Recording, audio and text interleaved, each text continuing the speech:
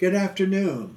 Actress Linda Miller and Sara Hartley were in an emotional family situation that many other families whom have to speak truthfully and lovely in their harshness events if they want to be connected for the rest of their lives. God, he was furious. Catherine was so upset she cried. How could you do this to her? She's only gone out of her way to be nice to you. It's horrible. I never should have written it.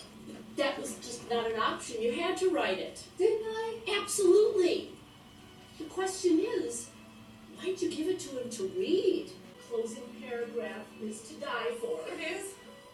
Are you sure you No, want to I read it? want you to.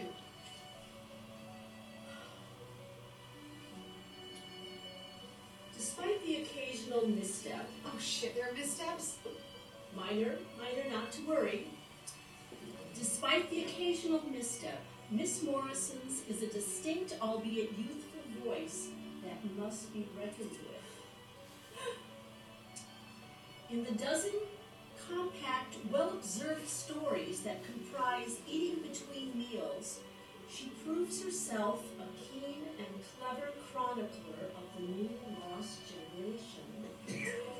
Oh, was it keen and clever? Keen and clever chronicler. The critic seems to have been bit by the alliteration bug.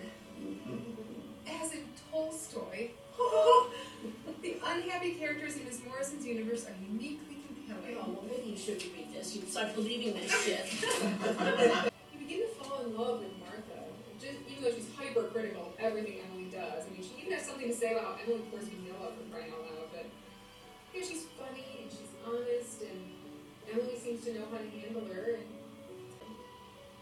yeah.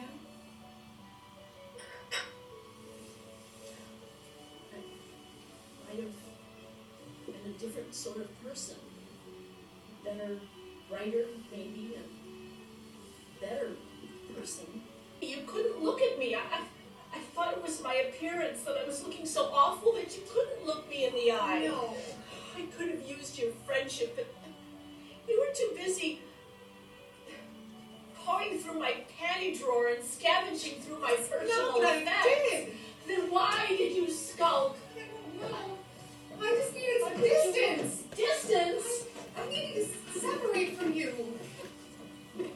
That you did, my darling. That you did. You wouldn't know what it's like to have to get out from under you, from under your influence. You couldn't possibly know what that's like.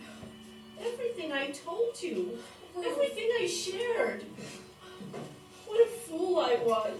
No, It was all material to you, that's all it was. it's not true. You were just taking the